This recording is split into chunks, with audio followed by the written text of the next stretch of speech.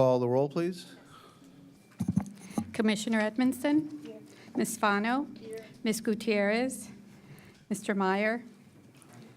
Weinberg? Here. Treasurer Martinez? Present. Secretary Wolf? Here. Vice Chair Board? Chair Jimenez?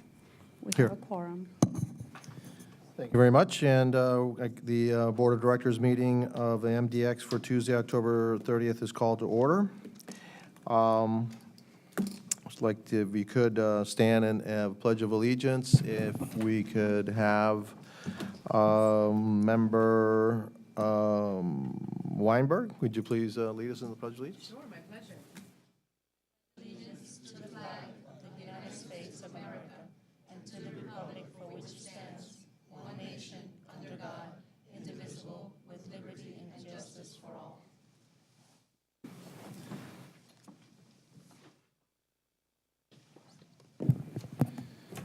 And roll call. We already had that. Yes. Okay, approval of the agenda. Mr. Chairman, there are no changes to the agenda. Move to approve. I have a motion and a second. All in favor of approval of the agenda, say aye. Aye. Aye. The agenda has been approved. Conflict of interest. Do any members of the board have to report any conflicts with any items on the agenda? Seeing none, we move forward. Okay. Citizens' comments. The floor is open for citizens' comments.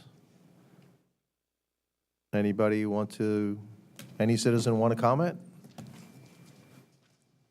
That no citizens want to comment? We move on to the next. My comments I'll leave for later. Approval of the summary minutes. Board meeting of September 25th, 2018. Been moved and seconded. All right, all in favor say aye. Aye. Okay. Executive Director's report. Yes, thank you, Mr. Chairman, members of the board. My report, first thing I want to do is update you on the status of 836 construction on the eastern portion and then also the 87th Avenue. So it's 836, 28, and 29. 836, 28, which is the eastern portion, is to be completed April of 2019. Some major milestones have been occurring. The most recent was that we opened up the ramp, the eastbound to northbound ramp on Lejeune, which is access to Miami International Airport, and we've been demolishing the old ramp, which is part of history in Miami. It was taken down. In the coming month, on December 12th, we will be opening the DDI, the Divergent Diamond Interchange at 57th Avenue, and we will also be opening up the westbound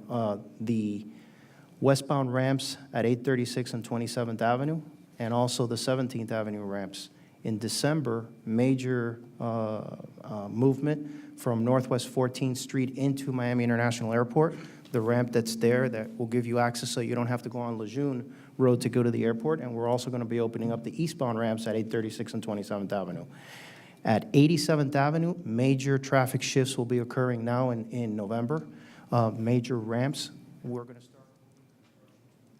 start. So we can start constructing on the side and connecting major ramps at 12th Street, and we should be beginning the 82nd Avenue and 7th Street construction.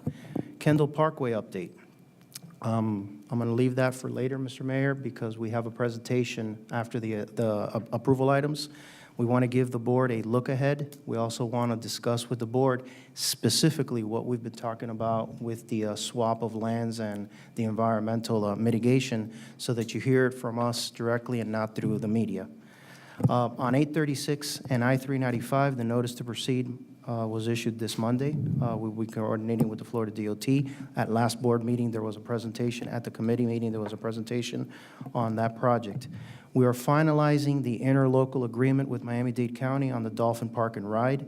It's essentially completed. We're going to be, the ILA will transfer ownership and operational responsibility to MDX. The partnership on that project was $11 million of MDX money, $5 million from the state, $5 million from the county. MDX will assume responsibility. Meetings that we attended over the last month, we recently attended the 86th annual IBTTA meeting in Baltimore. Mr. Meyer, Board Member Meyer, and Board Member Weinberg attended with staff. Topics of discussion: technology, mobility as a service, and I get asked a lot what that means. Mobility as a service is when you integrate various modes of transportation, okay, into a single mobility service accessible by demand, so that the customer doesn't care whether they're taking a car, a train, a taxi, an Uber, they're going from point A to point B on demand.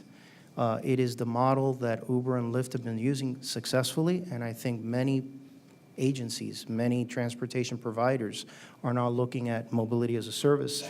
And what role the automated and connected vehicle industry plays into that is the subject of 2018's Florida Automated Vehicle Summit in Tampa, which is going to take place November 26th through the 28th. There's actually going to be a panel conversation of Miami. It's going to be moderated by Eileen Bouclair, our executive director of the TPO, the director of the Public Works and Transit, Alice Bravo, member of Miami Beach, and myself will be on that committee, on that panel to discuss what the future holds for automated and connected vehicles. We will also be sharing with the audience that in 2019, Miami will be hosting the conference, and Mr. Toledo will be heading up that as the point person for that meeting in Miami in 2019. The last item I want to bring up, Mr. Mayor, and I'll leave the TPO presentation for our TPO representative unless you want me to cover what was covered at last, because I know you weren't there. So I want to ask permission first. Is it okay? The main issue that was discussed, other than some amendments, was the smart plan demonstration projects. The staff at the TPO showed that there have been about 13 small demonstration projects that have been implemented throughout the community. These are partnerships between the municipalities, the county, and the state of Florida to start getting transportation and mobility in place. This was presented at the MPO last week. It's pretty much the same model that we want to look at for 836 express bus service on demand, demand-driven type transportation. That was the topic of the MPO. The last item for my discussion is the TPO participation fee. And I've had this conversation with the chair and others. And this board last year took a position that we wouldn't participate in the participation fee, for the simple reason that we are an implementing agency no different than the Florida DOT. Our money goes into projects. We don't seek money from any of the agencies. So our position was that as an implementing agency, to avoid any kind of conflicts, we would stay out. That doesn't mean that we don't participate in any activity that the MPO or the TPO puts in, i.e. the automated vehicle conference next year, where we'll be paying $40,000 to host it. The money is not the issue. The issue is, and the example that I've given is that part of what they want to use, what the MPO wants to use, and it is a best practice. It's been used many places around the country, as has been explained to me by Ms. Bouclair. But here's the question. We're a single county, single MPO. And one of the things that DPO wants to do is hire federal and state lobbyists to pursue the SMART plan. That potentially could put us at odds. 2 years ago, there was a bill that was passed. It was supported by the county, by the TPO, but the definition that was in there was in conflict with what was in our bond documents. So the reason last year we took the position we took is it's not about the money. We will always participate. We just don't feel that we should, as an implementing agency, pay the $22,000. I bring it up because we got the invoice again. It is the will of this board, and we will do as the will of the board, and I bring it up for your discussion and your consideration. I will say, though, that if we do participate, I would advise that because these are toll dollars and because there's legislation that requires us to be transparent in our administrative fees, that we get some kind of accountability of what the dollars are spent on. I would say on a quarterly basis, so that we can report it in our financials just like we have to do everything else. With that, I'll conclude my report, and I'll be happy to answer questions. I know the director's here if she needs to answer any questions on that topic, but it's up for your consideration again. Thank you, Javier. Madam Executive Director of the TPO, you have anything you want to add to that request? I think it's time for us to discuss it. Thank you, Mayor. It's a pleasure to be here today with you. I concur with the comments that the director has stated. I think what happened last year, it was very new. The members on the TPO governing board over 40 years have as active participation that they have. We did not have a non-federal source of revenue coming into our agency, unlike other metropolitan planning organizations.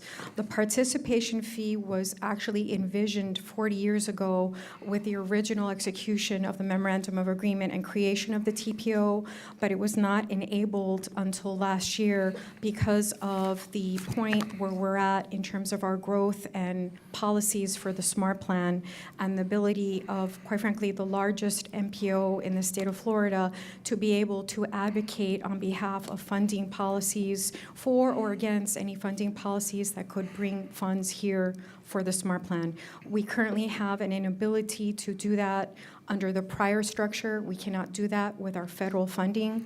And so this was a decision made by the board based on best practices and structures with other MPOs in the state, including Metroplan, who has participation fees, including the Expressway Authority of that region participating, and other members, school board members, for example, in Broward, participating as well. This non-federal source of funding coming in can allow us to conduct not just these activities, but other activities, including the General Assembly, that is a best practice and brings multiple elected officials together to converge and discuss priorities. My last comment, Mr. Mayor and members of the board, is that the board also discussed and was viewed it very favorable that all of the non-county members in their participation would now have an ability to, at the table, collectively be funding along with the county that gives us the federal match of about $900,000 a year, to collectively now be funding these activities and now bringing forth these priorities jointly and funding collectively together to have these hopefully one message going forward to advocate. So this was new. It was something new to this region. As I mentioned earlier, we're the largest MPO, and this was deemed a high priority. I'm happy to answer any questions. Thank you for the opportunity to speak. Who's charged the participation fee? I'm sorry. Who's charged the participation fee? Who do you bill? The non-county members of the TPO board. The reason why that decision was made is because for the last 40 years, it is the county that has been providing the TPO the local match. And for many of the activities that I've mentioned in the past, we have gone to the county to seek funding, and in addition to the local match that we've gone to the county to try to fund a lot of these activities for us over the years, and that we've been able to do. So, but largely it's the local match that the county commits, which far exceeds what the participation fees would be. What is it a standard participation fee for everybody, or do you have a Yes. sliding scale? Yes, that's an excellent question. That was brought up at the committee. Because it's one vote per member, every vote is equal. The fee was established standard across the membership, and so it was not prorated. 22,000 per? 22,222 to be exact. It was divided equally amongst the non-county members, and that was the amount. How many have paid? We have all but, as in the first fiscal year, all but 3. In this current year, we're starting to get our payments coming in and having more discussions with our members that have pending status on payment from last year in order to come back on this issue and discuss in more detail the need for our MPO to have this non-federal funding source supporting the collective of all the members together in the TPO. One of the things that the executive director said that you may be advocating for things that are adverse to MDX. How do we make sure that that doesn't happen? I think that's an excellent question, Mr. Mayor. I would say that in the just under 3 years that I've been there, what I have seen, the pattern that I have seen emerge is that there's been a a more of a duplicate set of priorities coming forward, whereas as these transportation priorities are being discussed, largely on the SMART plan, there's been an urging to the Board of County Commission to also adopt the similar policy. So I think having an executive policy committee that's focused on just the funding issues has really brought us more aligned. And I've seen that it's actually a highly effective structure where we have more consistency and more joint agreement of these type of policies. The TPO board itself, and I did hear the comments of the executive director, I would like to say that the TPO board itself and its policies are really looking at funding as it relates to the 5-year plan, the TIP, and the long-range transportation plan, separate from any issues that the county itself may be dealing with that may go beyond just the TIP and the long-range transportation plan. Okay. Any members have any questions? Yes. Board Member Fano? I'm going to read it so that I don't stumble. Although we were informed that this TPO assessment would be used for, but not limited to paying for lobbyists, events, and other expenses that were strictly prohibited from being paid for with TPO federally funded dollars. In reality, MDX would have no control over what these assessments would pay for with MDX toll dollars. Fellow board members, we have always participated in many projects for the betterment of our community with the values far more than the $22,000. The executive director just noted the Dolphin Park and Ride, for example, with $11 million, the General Assembly that we're going to be participating in. So I'm sure you will agree that MDX has always been a good and fair partner when approached to participate in various initiatives, not only with the TPO, but with any of our partner agencies or governmental agencies. Therefore, as a governor appointee, both on the TPO and on this fine board, I believe that the governor would not be in agreement with the assessment disbursement with toll-paid dollars. Therefore, with all due respect, I would move that the MDX not fund the recurring $22,000 TPO assessment with toll-payer dollars and maintain the same principles that were discussed and jointly agreed upon last year. Thank you, sir. I have a motion and a second not to participate in the fee structure for the TPO. Okay, it's open for discussion on the subject. Yes. So a couple of questions. How many entities actually pay? 11, I believe, between 10 or 11. What percentage of your total budget do the $22,000 more or less represent? What's the weight? I would say somewhere around between 70 and 80% of No, the. ma'am. Of the single donor for $22,000, what percentage would that represent? About 7% Okay. Of your total budget? of the budget of the non-participation fee. No, of your total budget. Oh, it would be less than that, Obviously. significantly less than that. So it's less well, than 1%? Actually, I would like to say that although it is less, it's a budget dedicated to activities that our it's- other funds cannot fund. But in terms of your operation, $22,000 represent a percentage equal to 2% of your total budget, correct? That's correct. Thanks. Okay. Yes. I'm not going to support the resolution. I think any of the TPO members could say, well, this board is not always going to support the interests of my entity or vote the way I would vote, and then there would be no participation in the TPO. I think it's important that we participate fully in the planning process and make our voice heard there. We can't always be assured what the votes are going to be, but we can participate. And part of the participation is to fund this very small amount of money.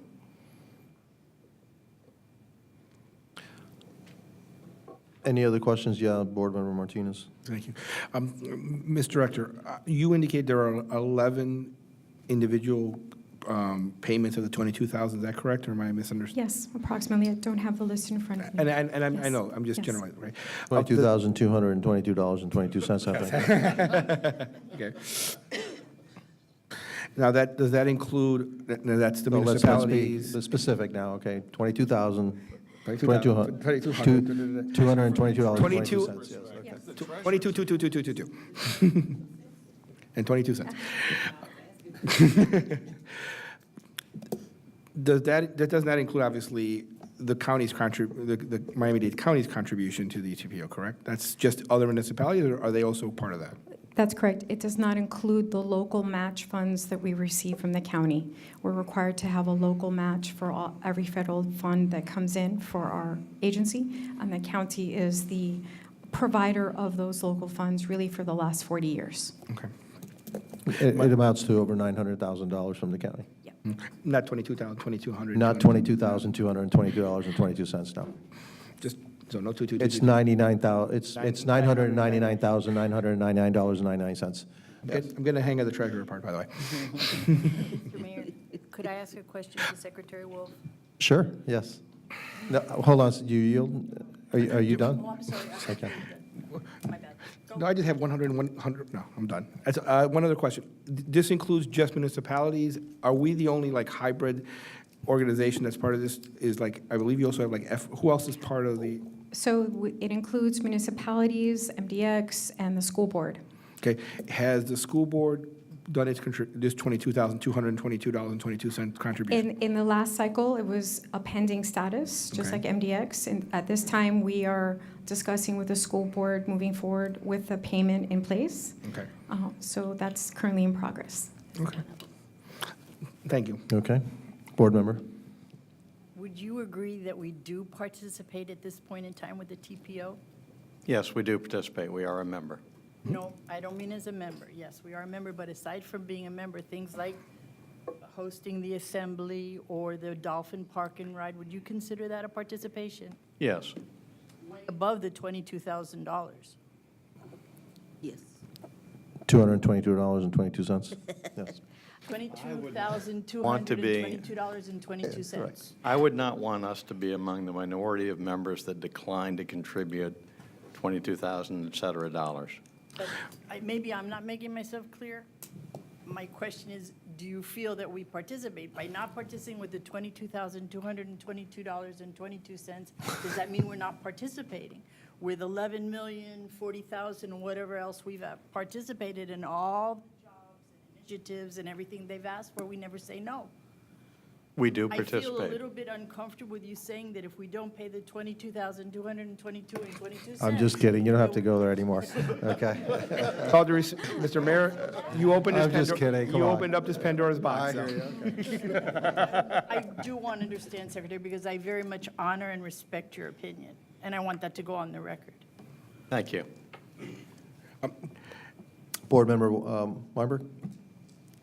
Not too cumbersome and expensive. I'm curious, you mentioned that the budget dollars allocated to these non-county members are separate and used for budget items for which you're not allowed to utilize funds, et cetera.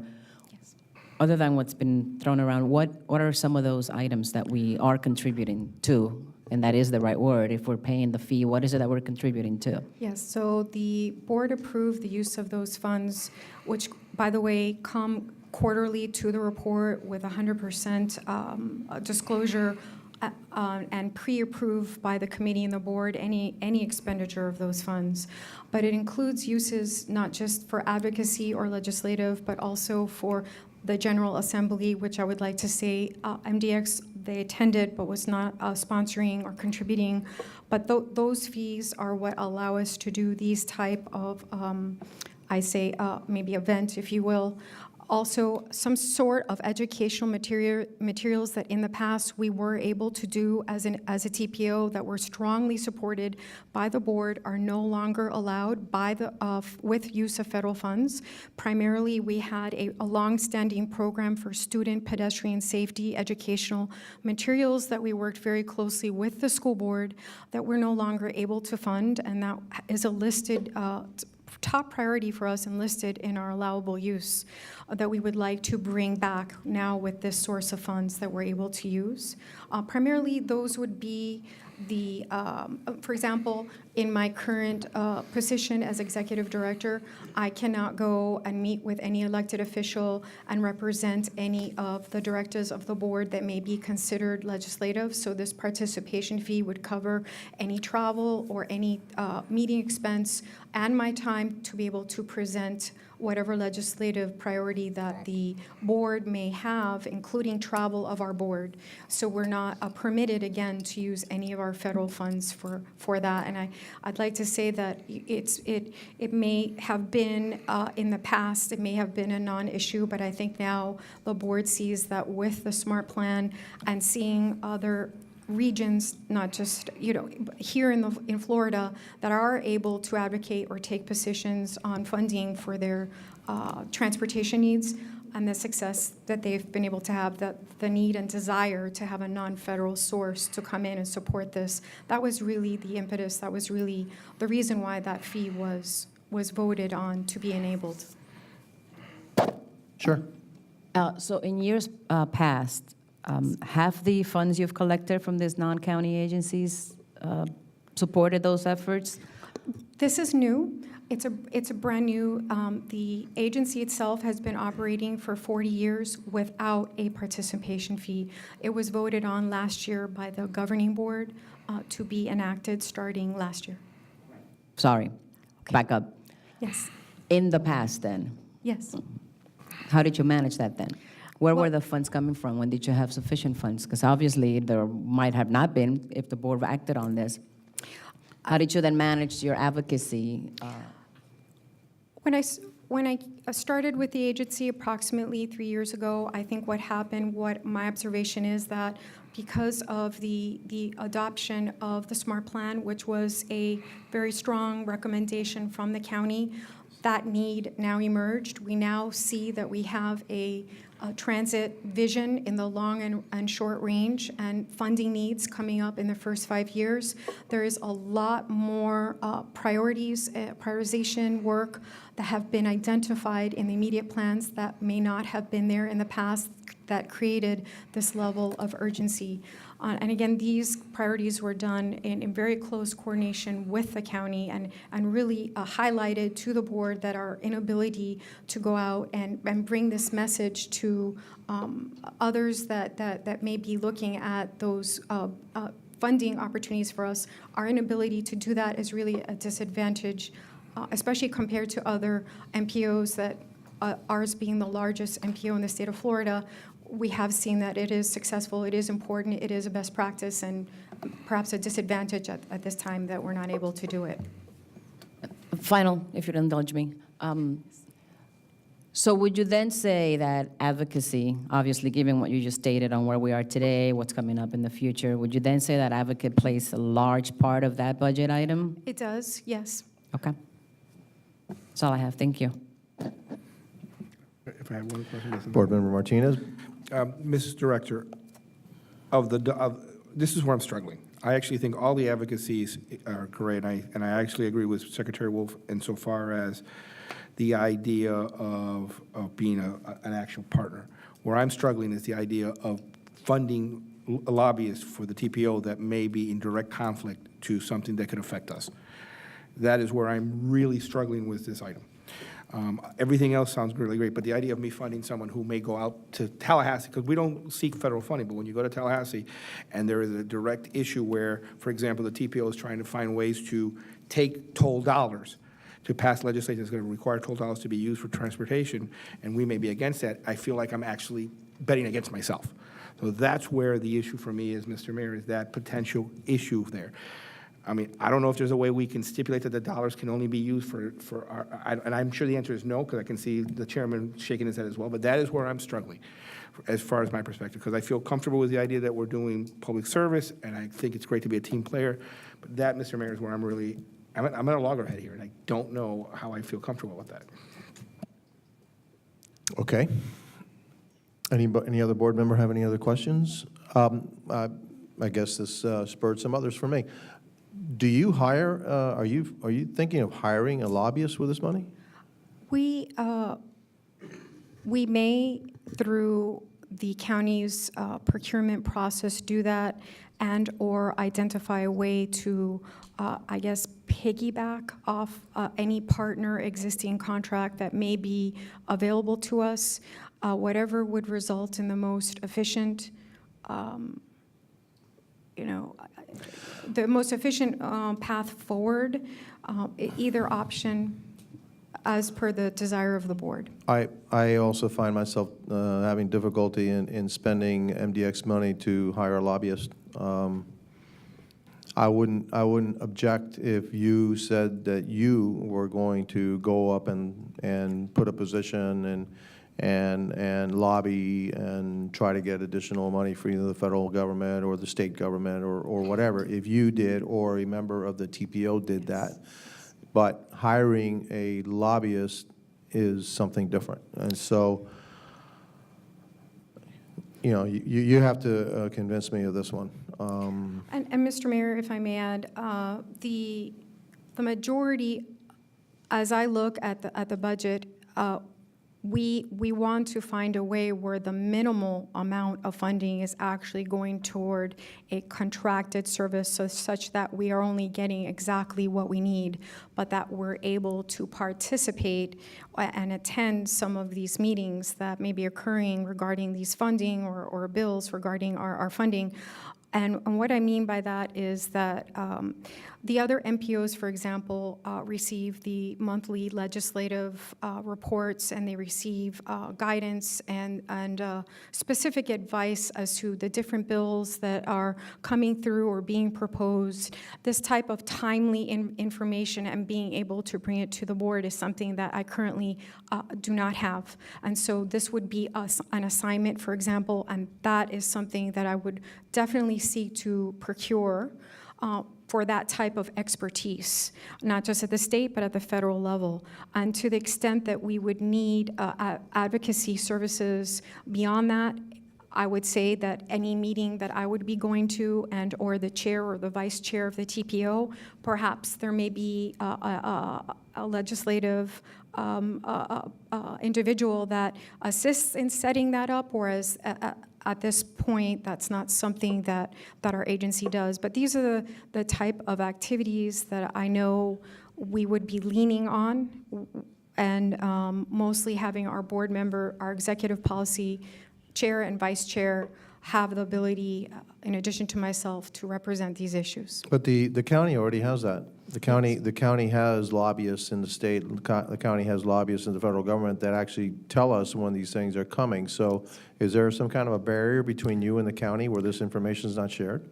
Absolutely not. In fact, I just recently met with the team, the county's team, the attorneys in particular that lead that effort, and the administration, and the idea of piggybacking, for example, just to get these services was actually a result of those discussions, so that we can preserve the majority of the budget for those times where we may need to travel, but yet have that expertise available to us.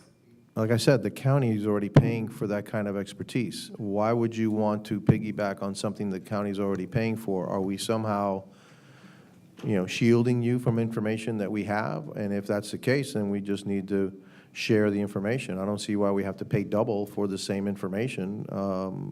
We have that information in Miami-Dade County. We pay for those lobbyists. So I'm still at a loss as to why you want to hire your own lobbying team, piggyback on a lobbying team, which is already part of Miami-Dade County, which is already being paid for by Miami-Dade County.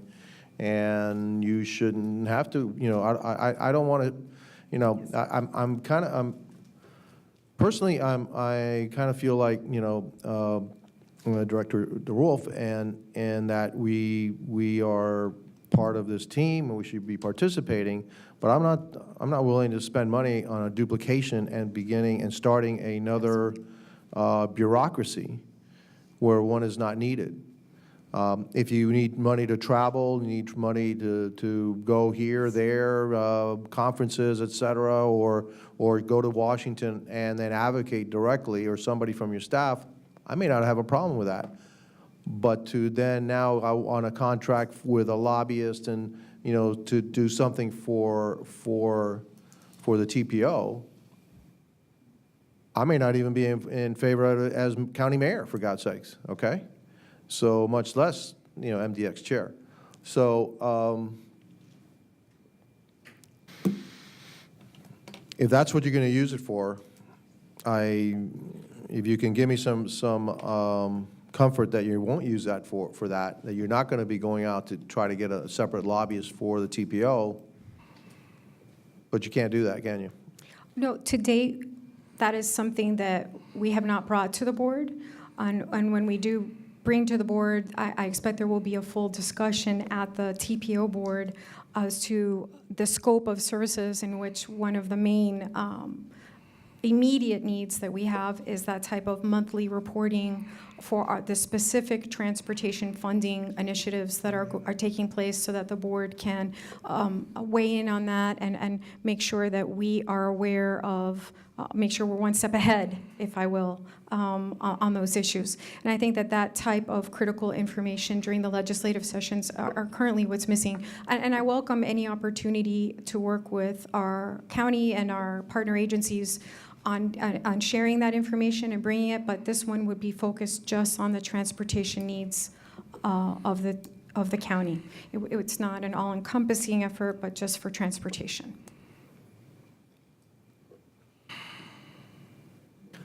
Okay. We're going to call the question. Okay, the question has been called. There's a motion on the floor to deny the $22,000 plus request participation fee for the TPO. All in favor of the motion, say aye. Aye. Can I have a show of hands? 1, 2, 3, 4, 5, 6. Okay, the ayes have it.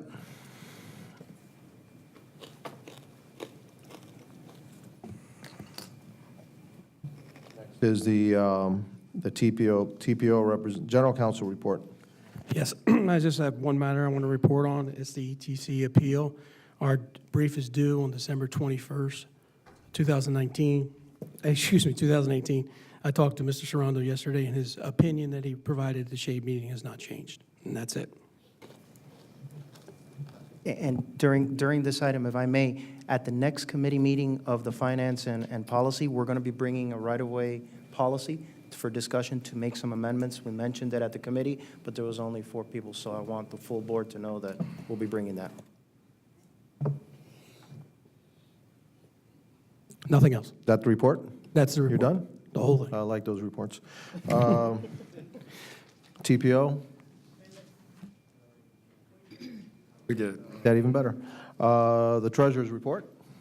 So the report you have before you today. Balance, thank you. No, I'm just kidding. Yeah, go ahead, okay. We're not. If I could be that quick, I would. Unfortunately, we are below budget by approximately $9.4 million, but that is primarily because we have not been getting the toll-by-plate fees yet, which we expect to start getting now, because of the delay of the CCSS.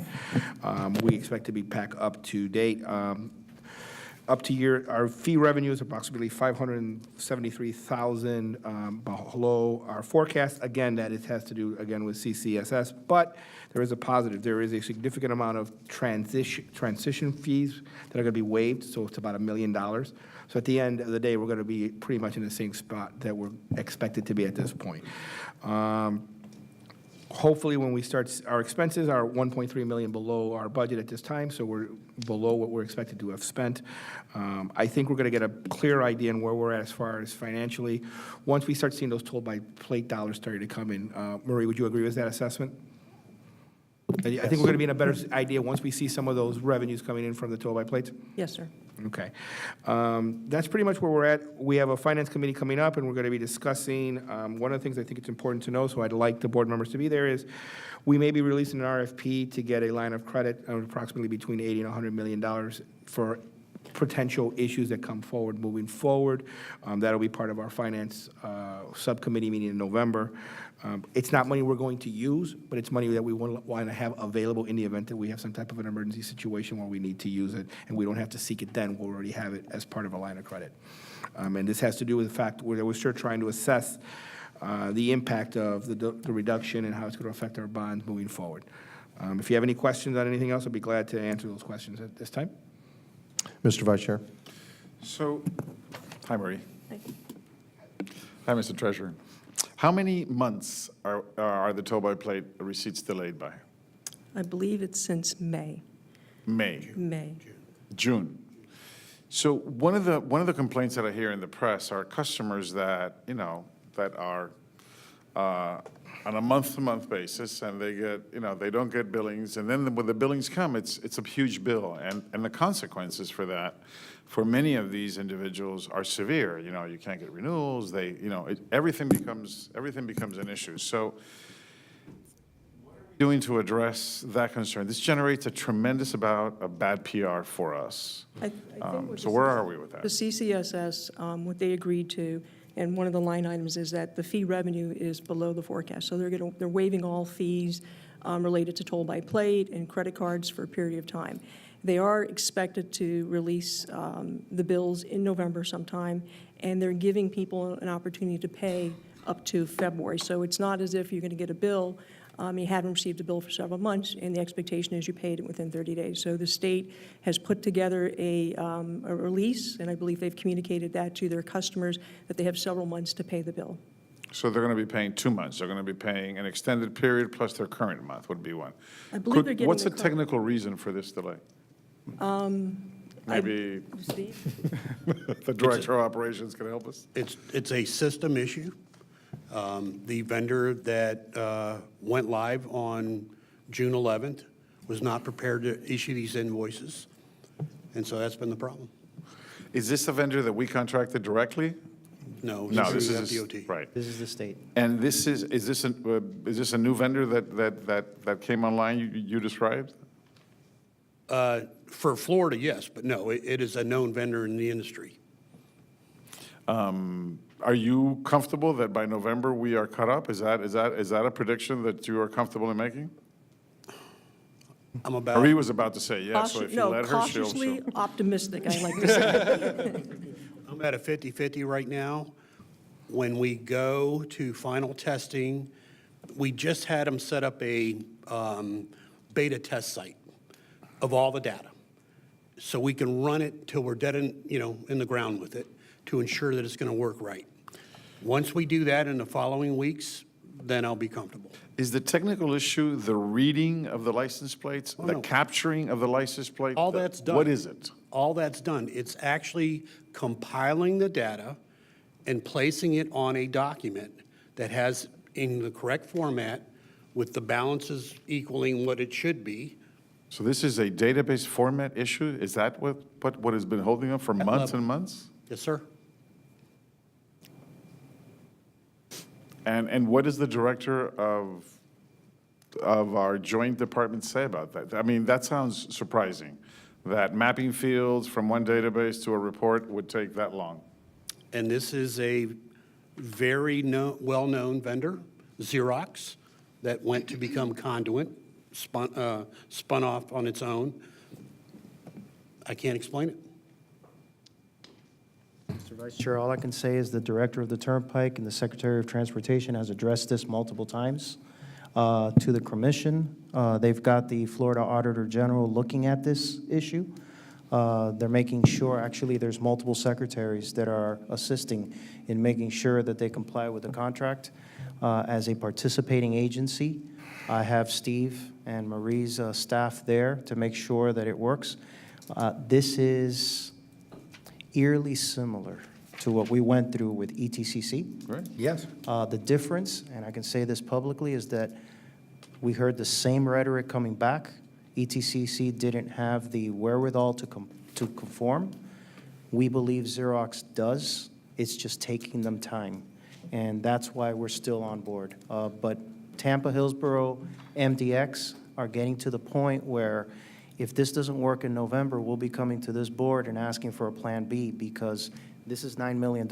Every month, you're adding another $2 million to the, and the issue is not the money. It's $9 million every month. No, it's $9 million up to now. You're going to add another $2 million, it'll be 11 by, but the issue's not that, the issue is the customer issue.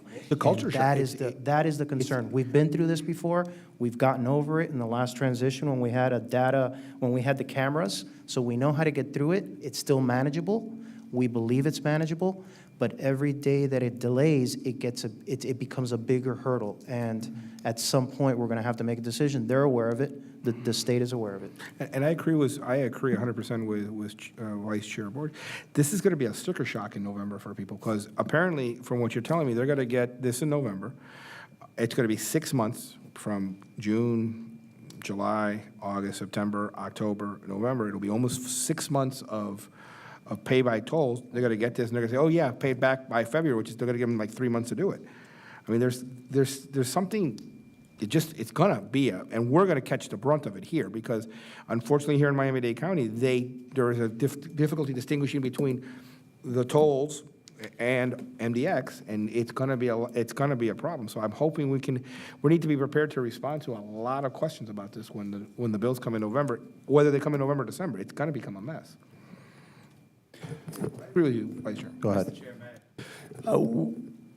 We spoke a few months back regarding that issue exactly, that actually I was facing and heard of many others facing, and it seemed as though they were able to, at least with my account, make it whole fairly quickly. So are you referring to every account, or is this just specific users of SunPass? It's not involving the SunPass side.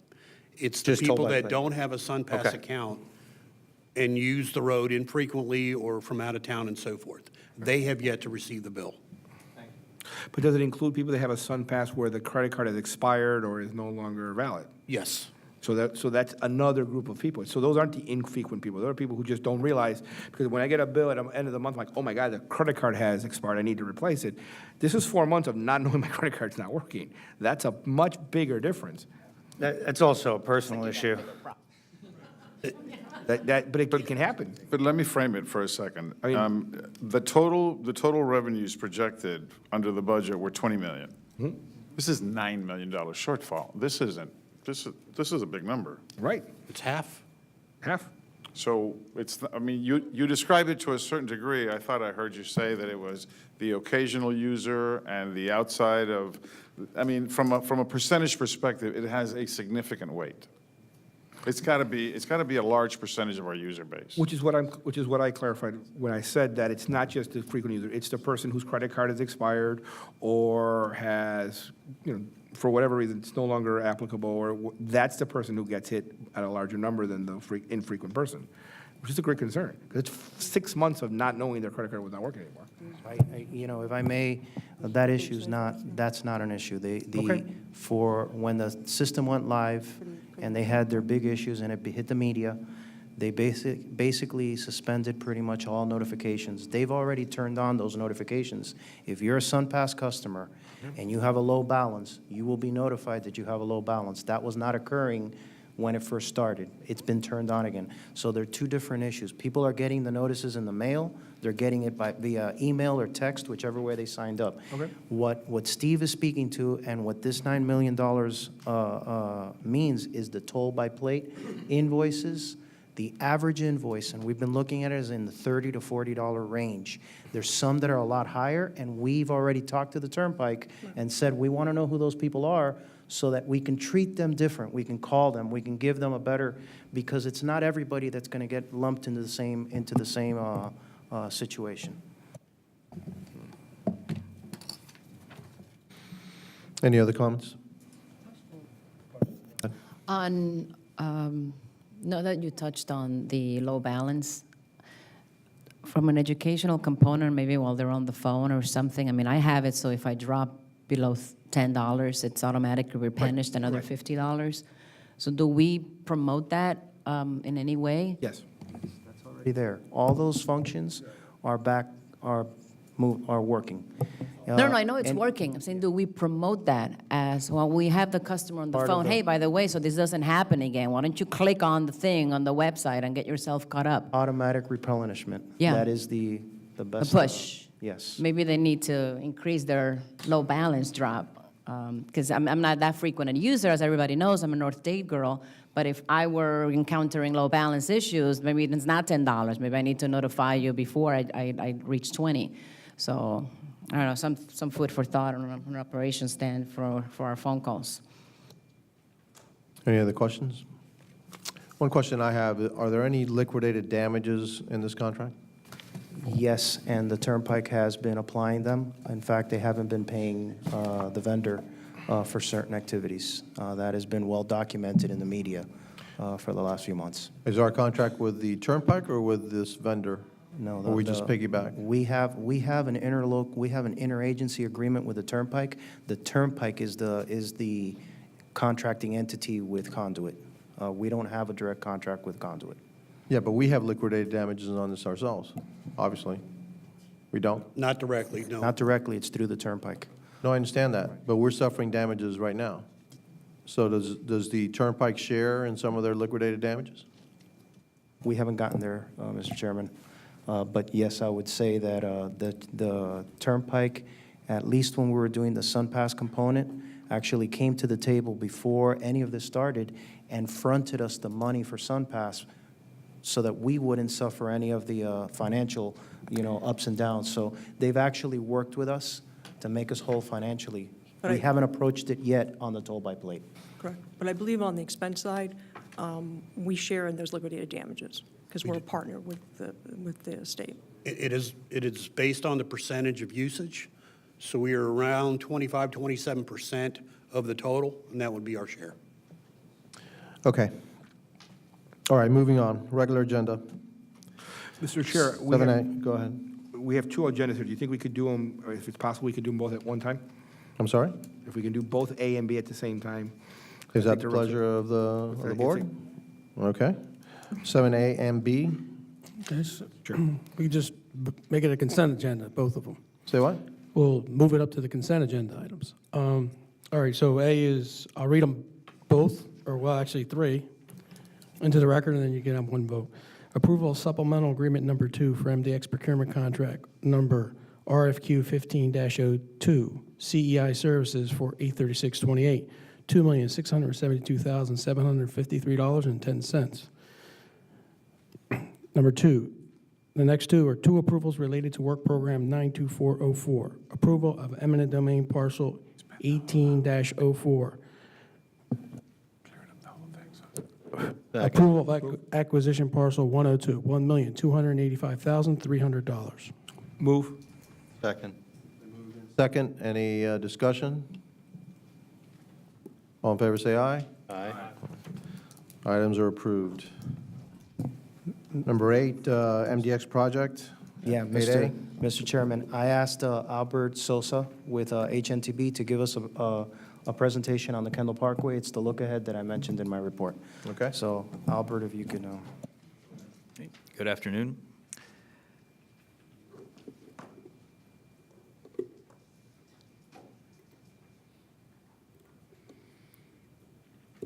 So as an update on the project, just to give you all a brief overview of what the project is, what we're working on in the Kendall Parkway is an extension of State Road 836, starting at the terminus at 137th Avenue, running west and south along the edge of the urbanized area, down to approximately 136th Street Southwest, near the Kendall to Miami Airport.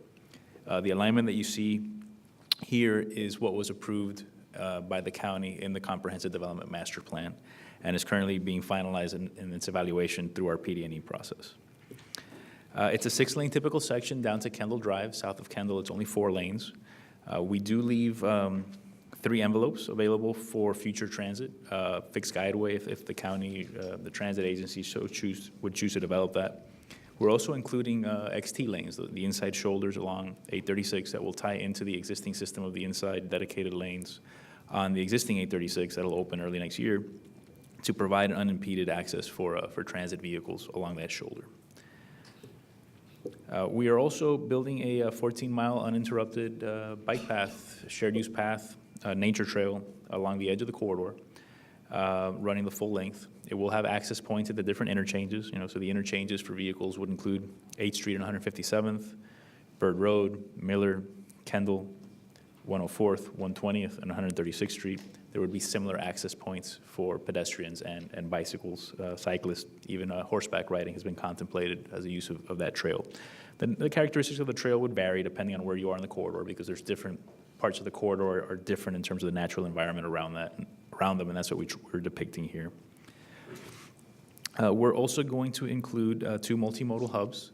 One will be at Kendall Drive, and one will be near the Kendall Tamiami Airport. We're still working on that one, if it'll be on the west side or the east side of the airport, but it'll be in that vicinity.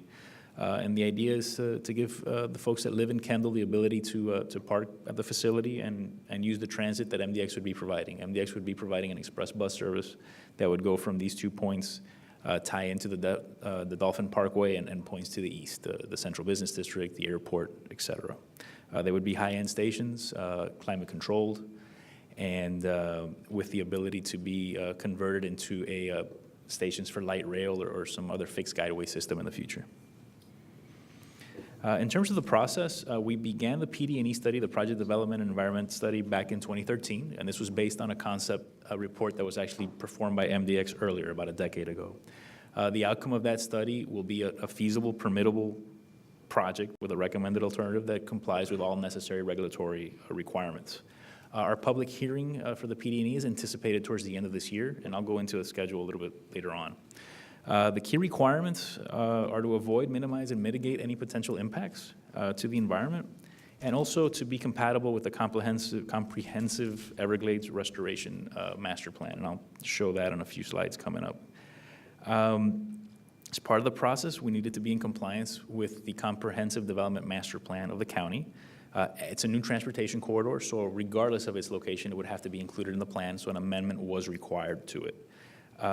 The amendment was approved by the County Commission in September of 2018, and a couple of key requirements that we should note, and I'll get into those in the subsequent slides, is that we have to do the mitigation for the wetland impacts on site, right? The impacts to wetlands are occurring on the project corridor. We should mitigate for them at the project site as opposed to mitigating for them off-site. So that's a specific requirement that will impact how we approach the project.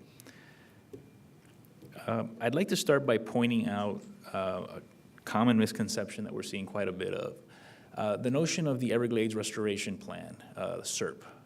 It used to have the Bird Drive recharge area, which was the entire area bounded in orange, from 8th Street down to roughly Miller, a little bit south of Miller, between Chrome and all the way east to 157th Avenue. It's that area bounded in orange there. So back in the early 90s, the federal government, through the South Florida Water Management District, started funding the purchase of lands in this area to create this recharge basin for the Everglades. In the mid-2000s, what they found was that when they studied the land itself further, is that the topography of the land, it's a little too transmissive for the purpose that they intended. They intended to actually store water there above ground. So very near the project site on the north side of 8th Street, the C4 impoundment, that's roughly at about 157th Avenue, is an area where the South Florida Water Management District will pump water in and out of there depending on the water levels in the canal to control water levels east and west. They wanted to do something similar here for the Everglades, but they found that the ground is just too porous, right? If you try and hold water there, it's actually just going to percolate down through the ground, so it wasn't going to serve that intended purpose. So the Department of the Interior and the South Florida Water Management District in 2011 modified their plan, and let me just go one slide further, and they changed it to this new orange box that I'm showing there. So what they're proposing now is a canal that runs right along the east side of Chrome and a half-mile buffer just east of Chrome. So rather than being that whole big orange box that we were looking at before, it's a much more limited area is what they're contemplating at this time, so they used to be contemplating that big orange box. Now it's the smaller orange box that they're looking at, along with a canal. So as we look at our corridor, what I've highlighted in red there is we do touch lands that were purchased with federal funding for Everglades restoration. And the dollars that were associated with that very specifically require that if in the future, South Florida Water Management District no longer needs that land for the original purpose, they have to replace that land in kind, right? So we're impacting about 19 parcels, almost 200 acres of land that was bought with those federal encumbrances. And what we're going to look to do is purchase lands inside the new orange box, inside that new SERP area, that half-mile buffer. The areas that you see in white inside that half-mile buffer are areas that are in private hands right now.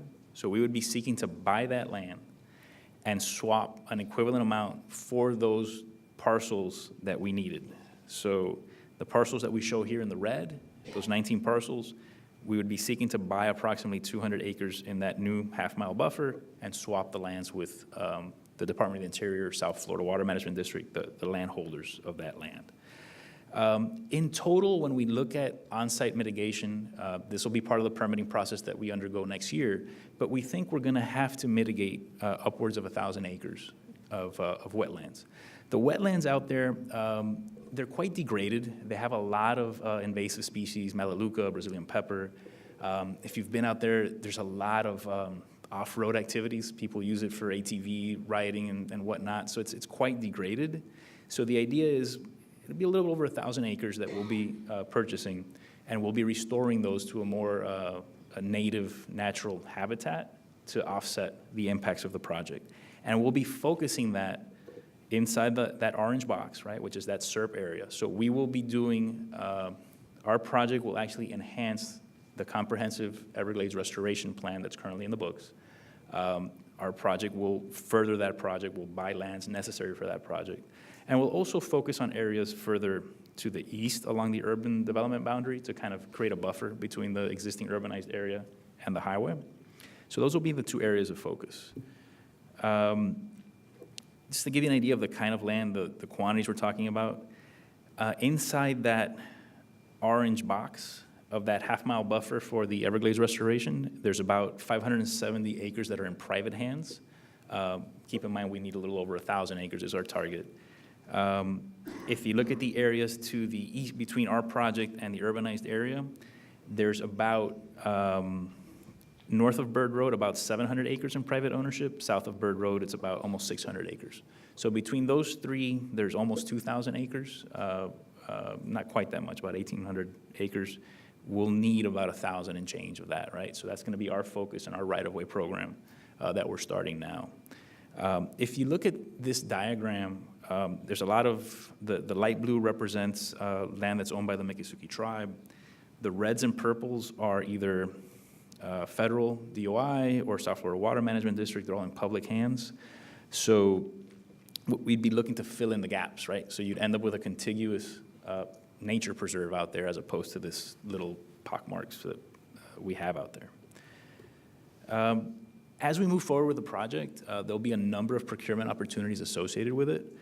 Our focus is on creating multiple projects to encourage participation and allow firms of a variety of sizes. We have some small projects, we have some large projects. It'll be a nice mix of projects. It'll promote small and local business participation. And the idea is to stagger the corridor and how it's built so it all opens at the same time, right? Because it's a very long corridor. We have to break it into pieces so that we can move forward on those pieces together and open them up at the same time. Right now, we're targeting the actual main line itself, that main line 836, to have 3 segments. And in addition to that, there'll be an additional 9 construction procurements for some of the side streets that need to be done, that multi-use trail that we talked about, the intermodal hubs that we mentioned. And in addition to that, there'll be about a little over 20 consultant procurements between the designers, the CEI, the construction engineering and inspection type of contracts, materials inspections, that kind of thing. And all in, we're looking at creating over 10,000 jobs is the impact that this program will have on the community. And those types of construction jobs, they tend to be local, right? You can't offshore construction. It's done here, which is a good thing.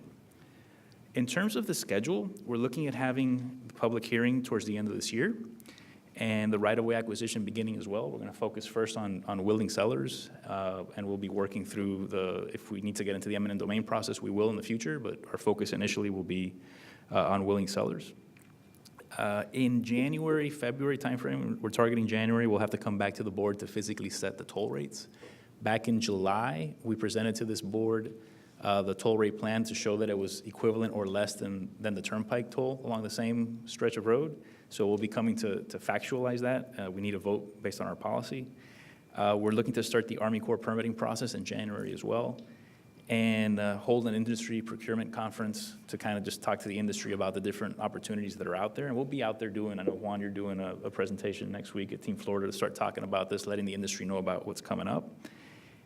Starting final design early next year and advertising design build contracts in the spring of next year. The one caveat to this is The Comprehensive Development Master Plan has received a challenge, a legal challenge. It was filed late on Friday. I don't want to talk about the specifics of that lawsuit or the challenge, but it could have an impact on the schedule, and we'll monitor it and we'll adjust accordingly. But a lot of all the tasks that you see here, these can continue, right? It would be, if we were to physically, I would recommend that if we wouldn't execute a construction contract, for example, we physically couldn't, right? Because we have to wait for that CDMP issue to be resolved.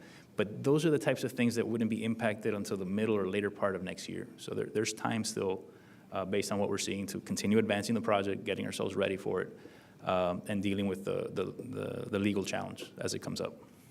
That's my presentation. Thank you. Thank you. Any questions? I just had one question. Sure. Thank you, Mr. Chair. In the final page, you have project final design begins February 19, and then first design build advertisement. Can you help me understand the differentiation between final design and the design build advertisement? Correct. The way we're envisioning it is the 3 mainline segments would be design build projects, and those are sizable, right? Those will be $200 million, that type of price range.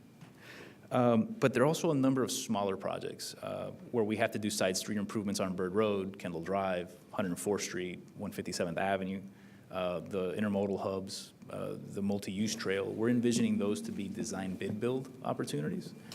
So to create a mix of different sizes of firms with different skill sets that would be able to pursue these types of projects. Just a quick follow-up to that. Yes, go ahead. So the design, is that being done through you all at HNTB? Is that through GAEC, or are we going out for a procurement for those components? No, 'Cause I that- didn't see that. All that would be done through procurements. And like Albert said, what we're focusing on when it comes to the final design component or the design bid build components is that the arterial roads, the hubs, the things that require some coordination with other agencies that sometimes could get cumbersome and could affect the design build schedule, we'll go ahead and do all that coordination and final design, complete the plans, and then go to construction where you can just do a seamless, begin to end without having to have those issues impact your design build schedule. So that's where you see the breakout of the 3 design build projects. The 9 other construction projects that we've identified are the county, ultimately the roads that would be turned back over to the county or to the state for maintenance after we build it. But that coordination is a risk factor that we'd rather mitigate through final design. Mr. Vice Chairman. You glossed over a statistic that was interesting, 10,000 jobs. Could you double click there and give us a little more color on what does that mean? Is that through the life of the project? Is that local? I mean, how did you come up with that Those are number? direct jobs. Those are not indirect. It's an FHWA formula that they utilize. So it's a standard industry formula based on these types of projects, dollar for dollar, how many jobs are created. So it's a little over 10,000 jobs. They label it as job years, so it depends on how long it is. So that's harder to quantify, is how many, it's not 10,000 jobs forever. Is it 2,000 jobs for 5 years? Is it 5,000 jobs for 2 years? It gets a little cumbersome to express it that way, but it is job years, and it's based on the federal formula for construction projects. Any other questions? Okay, thank you for the presentation. Small and local business program? Yes, Mr. Mayor, at the last board meeting, there was questions on our small and local plan. I asked Helen Cordero to put a presentation together to go over quickly. She can go through it very quickly, just to give the board a flavor of what our policy is, both for small and local business, in anticipation of what we just discussed on Kendall Parkway. Okay. I'll go through it really quickly since it's the end of the meeting. MDX does have both the small business participation policy as well as the local business participation policy. I'll start with a small business policy, which was adopted back in 2002. It requires that 10%, a minimum of 10% of the monies that's awarded for service contract is committed to small businesses for contracts valued at over $25,000. In order to meet that requirement, the majority of our contracts go out with a 15% small business participation requirement. And that is a requirement at a goal, meaning that if they don't meet that requirement, they're not in compliance with the contract. The contract will not be awarded to them. We accept the Miami-Dade County certifications for small business for architecture and engineering, construction, goods and services. We don't do set-asides because we were legally advised that we did not have the legislative authority to do so, and we don't do trade-specific requirements. We let the primes meet the requirement and let them put their team together. Obviously, the services that are provided by the small businesses need to be commercially used for functions. They cannot use the same firm to meet both the small business and the local business requirements. So if there is a firm that has both certifications, they can only be used for one certification in a contract. If the prime is a certified small business, for example, they can meet 50% of the requirements. So in a 10% participation requirement, they can meet 5%. And the requirements are strictly enforced during the procurement process and during the contract administration through the procurement office in coordination with the project managers.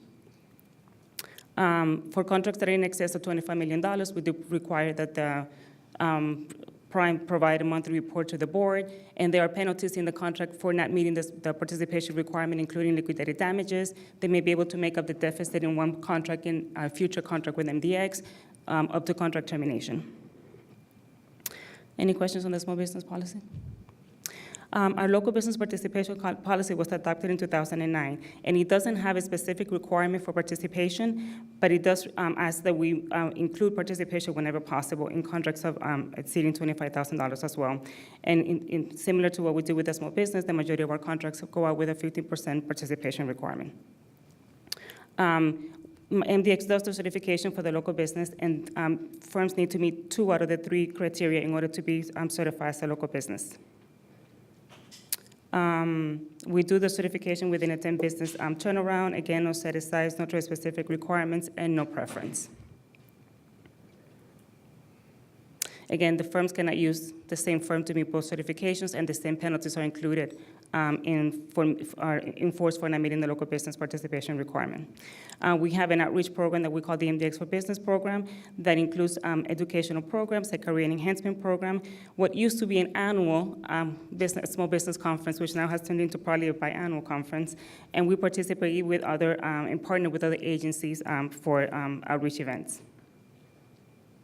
The educational program provides free training to small businesses and local businesses, and which include certification programs as well as business administration courses.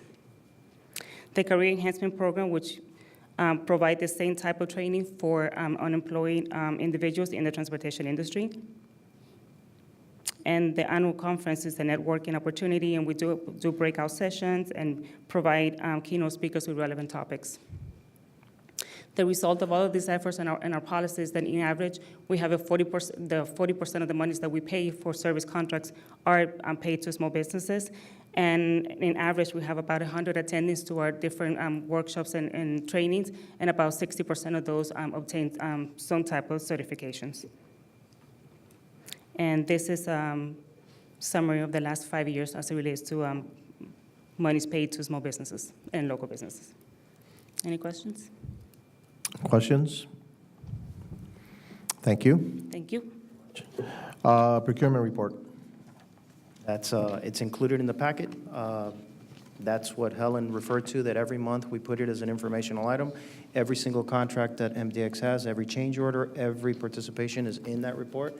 Any questions, you can call us directly and we can answer on any of those. Mayor, we also have a public communications report, and it gives us a, as I said at the committee meeting, it is basically a synopsis of what's happened since September to October. If you look, we focused most of our efforts on the construction work at 836 and the modernization of 87th Avenue. We've also partnered with the state on the Put It Down campaign, Don't Text and Drive. Attached to your report are many of the media coverage that has happened over the last month and a half. The majority has been focused on projects. The public likes us to focus it on the projects, and that's what we're going to continue to do. Education on construction projects, education on upcoming efforts, and so it's all there. We did the report to give you a synopsis of what's been happening, and we will periodically give you a look ahead as new programs come on board. Mr. Vice Chairman, you're good? Okay.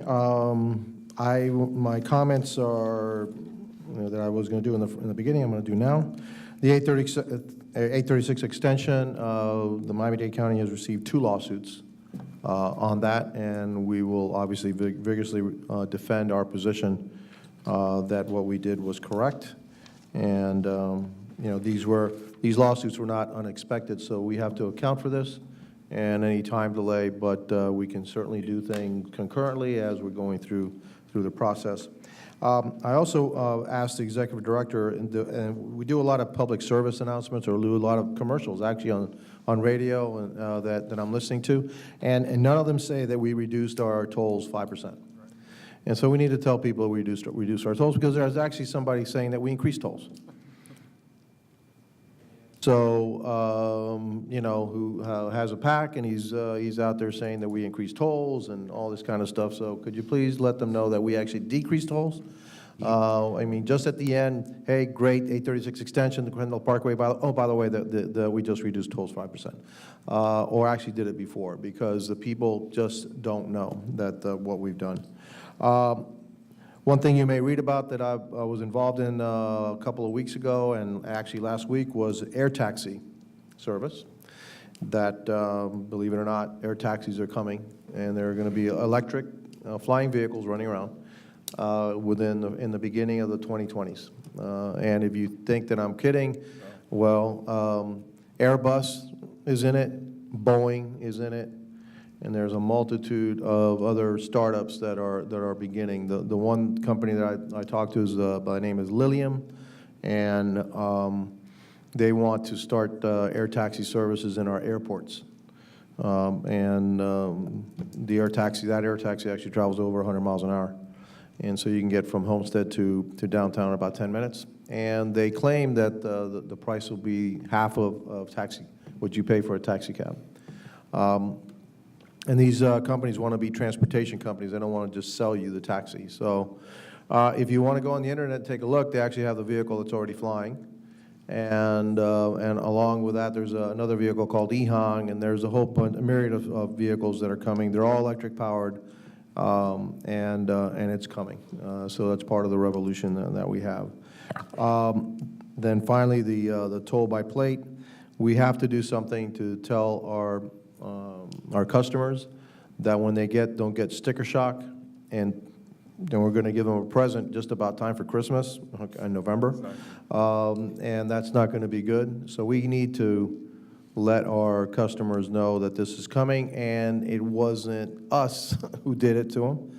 It was this company, which frankly I'm amazed that you would give a contract out and not have all the bugs worked out before it all started. So I guess the question that I have is, did they change vendors, or what went on? What's going on? Why did that happen? And it still don't have a good reason as to why. It seems like it would be a pretty easy thing to do. Here's the plate. It belongs to this person. Send the bill. It's not rocket science. Maybe it is rocket science. I don't know. But we need to tell our folks that what's happening, and that you know, they have a grace period, I guess, to pay, you know, between about 3 months worth to pay 5 months or 6 months of prior. With that, those are comments. Any questions? Yes, go ahead.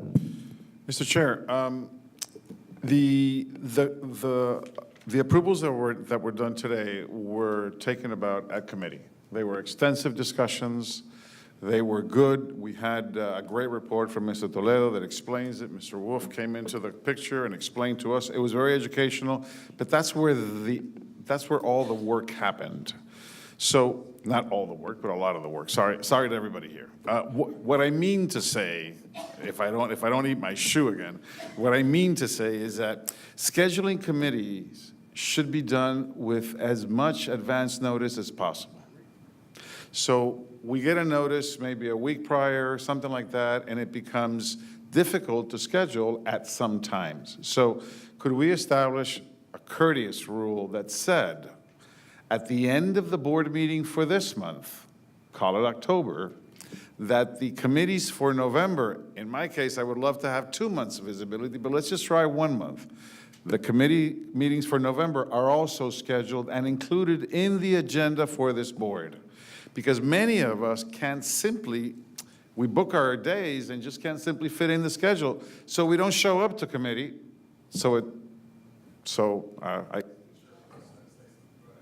No, I'm just waiting for you to, I mean, So, yeah, I'm always ready. that is my so- proposal. I see everybody nodding their heads, but that would be great for the committee chairs to be able to announce at the end of the board meeting when the committees are being held.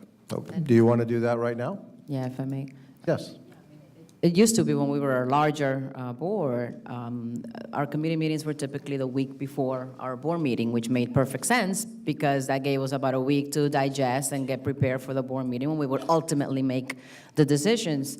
So, but I'm with you, this will now, I mean, we already had the anticipation. I knew I had to clear some time the week prior to the time that I'm clearing for the board meeting. So I'm with you 100%, and I appreciate you bringing it up because I certainly wanted to. It has become kind of cumbersome because we don't really come up with a date well ahead of time. So, Mr. Chair, I think it will be very wise for us to make sure that we do have quorum because the committee meetings really are the meat and potatoes of this organization. So it really is important that we all show up, or at least call in and be able to vote on items to push to the board. So do I ask again, do you want to set the committee meetings for November today, now, before we Yes. adjourn? Okay? So, We have November okay. 13th as the date. The question is, would you like to have back-to-back meetings that day of the two committees? Yes. Or hold a joint meeting? It's up to it's up to the board. But the 13th is what we were able to pull that works for pretty much everybody on the board. If I may, Mr. Mayor. Yeah. Is your mic Yes. on? It's on. Oh, okay. The problem with the joint meetings is if we don't have quorum, we don't have quorum. And in reference to your point, I understand that, but the last committee meeting, which was scheduled ahead of time, we did not have quorum. So we said, okay, let's do it closer. So we've been experimenting how we can make committee meetings come to fruition. And I agree with what you're saying, but I haven't had as the chair of the operations, and I had to be called away this time, and thank you to Secretary for covering for me. We haven't come up with the formula. So I respect what you're saying, and I'm here, ready, Are willing, and you able arguing to. in favor that not scheduling would increase participation? No, but I'm saying the scheduling we've tried has not worked, so, But you're not arguing that not scheduling will No, increase participation? no. Okay. Just So not because- jointly. Because there's two options. What you're There's two suggesting is options. not We can either jointly doing it. schedule, Not scheduling them, if you do Oh, a joint jointly. meeting, Go back to back. because Leonard. you Yeah. can do them back to back, but Understood. you have to schedule them as individual. I like the idea of doing them back to back, but if you do it as a joint meeting, you have a problem. We found that before, we didn't have quorum. So I'm not going, counter what you're saying, just bringing to light. So November 13th, November back 13th? to back? Back-to-back. Back-to-back. And we will send out the notice to all board members. Everybody okay? November 13th, back to back. Could we add that to the agenda so the scheduling is always on the permanent agenda? Yes. Yeah. Okay, so the next regular board meeting is on December 5th? Correct. Okay, at 4 PM here. And that is the end of the agenda. Do I have a motion Move to to adjourn.